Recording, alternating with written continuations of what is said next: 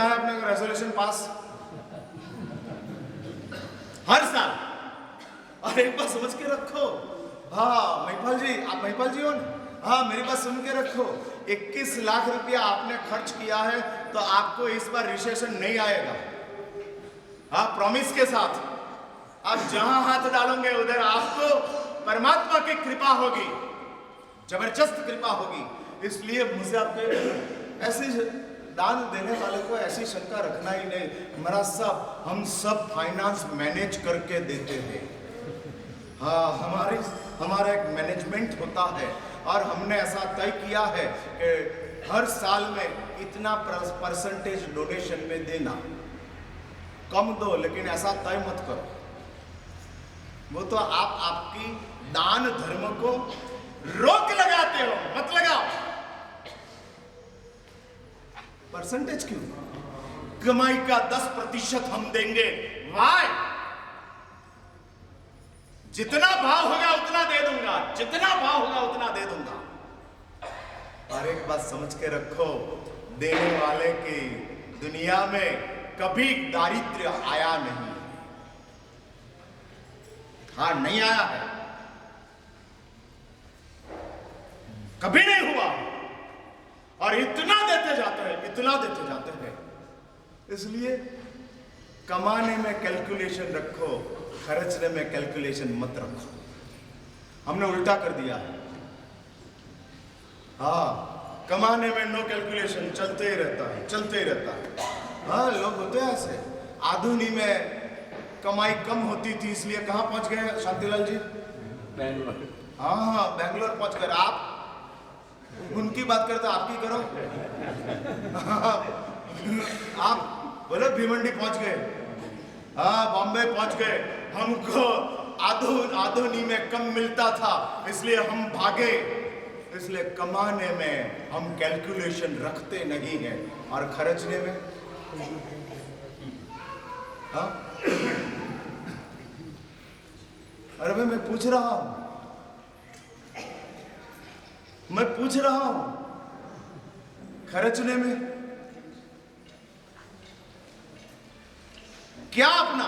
और इसलिए मैं कहता हूं कि आयोजकों ने इधर चातुर्मास के लिए 500 लोगों को बुला लिया और 500-550 लोग इधर 50 दिन 60 दिन तक आराधना करेंगे। और आराधना करने के लिए आयोजकों ने सब व्यवस्था रख दी। अभी मेरा ये सवाल है कि आप लोगों के साथ आयोजकों का कोई रिलेशन नहीं है, फिर भी आपको इधर चातुर्मास के लिए व्यवस्था दिया, सुविधा दी। और जितने आराधक इधर बैठे उन सबको मेरा एक छोटा सा सवाल है, घर से ज्यादा व्यवस्था इधर मिल गई है आपको? हाँ मिल गई। तो इसलिए कभी घर से ज्यादा व्यवस्था आपको इधर मिल गई है। किस लिए? आराधना करने के लिए कि मजा करने के लिए? ना इधर सगवड़ मिल गई है, मजा भी कर सकते हो। आयोजक लोगों ने एकासना की व्यवस्था रखी है और वो एकासना super duper 7 star Rajshri hotel के जैसा। हाँ 7 स्टार जबरदस्त। जितना जैन धर्म के रूल्स एंड रेगुलेशन के साथ जितनी भी आपकी भक्ति हो सकेगी उतनी श्रेष्ठ भक्ति करने की व्यवस्था आयोजकों ने रखी है। मेरा आराधकों के सवाल है, आराधकों से, हाँ आराधकों से मैं सवाल कर रहा हूं कि यदि आप ये सब व्यवस्था का उपयोग कर लेंगे तो आराधना क्या करोगे?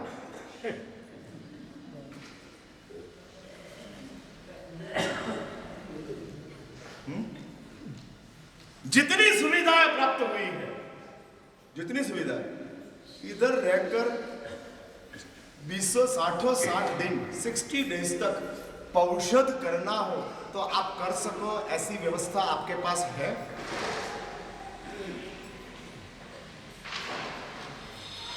महिलाओं को पूछता हूं मैं, इधर मेजोरिटी महिलाओं की। मैंने सुना है कि बोलो मशीन वाले को अभी आवाज बंद करें। हाँ अभी बोल लो 1 घंटे इधर काम मत करना। और इसलिए मैं कहता हूं यदि आपको इधर 60 दिन तक पौषध व्रत की आराधना करनी हो, कितनी सुंदर व्यवस्था है। और हमारे साथ 60 दिन तक आपको रहना मिल गया। सोने के लिए आओगे तो मैं कहूंगा जाओ रूम में, लेकिन पौषध करके सोने का हो तो मैं कहूंगा इधर। हाँ, इसलिए रूम में ज्यादा भीड़ हो तो अपासरा खाली है। साधु जी महाराज के वहां है ना अपासरा खाली। हाँ, इसलिए यदि आपको ऐसा लगता है कि रूम में ज्यादा भीड़ हो गई, 2 4 5 लोग ज्यादा आ गए और इसलिए जमता नहीं है, तो मोस्ट वेलकम। और उपाश्रय में ज्यादा संख्या हो जाएगी तो ये हॉल अपने बाप का है। हाँ, इधर रुक सकते हैं। पौषध वाले के लिए सोने के लिए ये हॉल मिल सकता है। बिना पौषध वाले के लिए इधर वॉचमैन बैठा है। हाँ बैठा है बाप। इसलिए कंपलसरी इस हॉल में सोना हो। इतना बड़ा हॉल, भाई किसी के घर में इतना बड़ा बेडरूम है? किसी का बंगले में इतना बड़ा बेडरूम? हाँ? बंगला भी नहीं है तो बेडरूम कहां होगा? और पौषध वाले के लिए परमात्मा कहते हैं इतना बड़ा हॉल तेरे लिए बेडरूम बन जाएगा। और बेडरूम बनकर तो कह सकता है मेरा बेडरूम 12,000 स्क्वायर फीट का है। और 12,000 स्क्वायर फुट का जो मेरा बेडरूम है, उस बेडरूम में मैं आनंद से वीरति धर्म की आराधना कर रहा हूं। और इस वीरति धर्म की आराधना इसलिए मुझे आपको यह कहना है, आयोजक लोग आपके लिए सब सुविधा खड़ी कर देंगे, लेकिन उस सुविधाओं में से कितना त्याग करना है वो आपको तय करना है। हाँ, आपको निर्णय करना है कितना त्याग करना है। पूजा करने के लिए स्नान करना जरूरी है, लेकिन स्नान करने के लिए 1 बाल्टी से ज्यादा पानी, आधी बाल्टी में काम हो जाता है, तो 1 बाल्टी क्यों? मुझे ये सब बातें बतानी है। और बात ऐसी है ना कि जब तक कड़क टीचर नहीं आते हैं ना, तब तक आप कोई समझते नहीं। हाँ, बहुत तकलीफ है। शांति से मैं बात करूं तो शांतिलाल जी भी सुनते नहीं है। हाँ, ऐसा होता है। इसलिए मुझे कांति से ही बात करनी पड़ती है, तब लोग शांति से सुनते हैं। हाँ, होता है ऐसा। वहां मैं अपनी कठोरता नहीं दिखाऊं तब तक आप सीधे चलते नहीं। और इसलिए मुझे कुछ बात शिस्त के साथ रखनी है, और ये आराधना करने के लिए हम आए हैं। और एक बात सुन लीजिए, कान खोल के सुन लीजिए, जितने भी उदार दाताओं ने इस चातुर्मास की आराधना के लिए अपनी संपत्ति दी है, वो सब संपत्ति आप 100% आराधना करके उसको सुकृत में, आपके सुकृत में उसको भी निमित्त बना दो, और उसको भी थोड़ा बहुत आपका सुकृत में से 10%, 15%, 20%, 25% उसको भी प्राप्त हो जाए, ऐसी तमन्ना के साथ उसने अपनी लाखों की संपत्ति आपके लिए दी। और ये आराधना में हम अपनी निष्ठा, अपनी श्रद्धा उसको जोड़कर करते जाए। गुर्जरेश्वर कुमार पाल को राजाधिराज बन गए, 18 देश के मालिक बन गए, और वो गुर्जरेश्वर कुमार पाल, उसको प्रतिज्ञा थी, कान खोल के सुन लीजिए, उसको प्रतिज्ञा थी हर आषाढ़ शुद्ध 14 से लगाकर कार्तिक शुद्ध 14 तक 120 दिन तक का गुर्जरेश्वर कुमार पाल को क्या प्रतिज्ञा थी?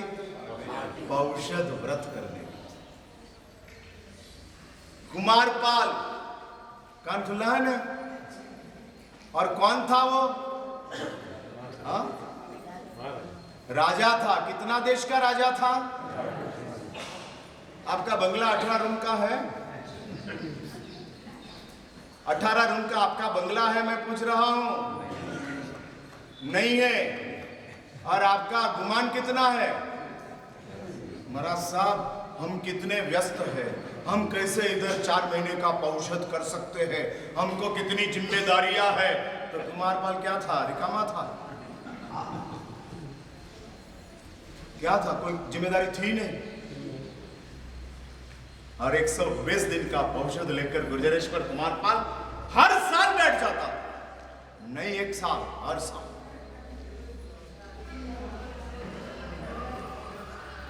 और हर साल गुर्जरेश्वर कुमारपाल का पौषध व्रत चल रहा था। अरे पौषध व्रत में आपको पता है नित्य एकादशन, नित्य स्नान का परित्याग और संपूर्ण वृत्ति धर्म का आराधना। अरे गुर्जरेश्वर कुमारपाल उसका पौषध व्रत चल रहा था। उसका गैरलाभ उठाकर सिंध का बादशाह ने पाटन के ऊपर आक्रमण कर दिया। होते ऐसे लोग। हाँ, कोई धर्म में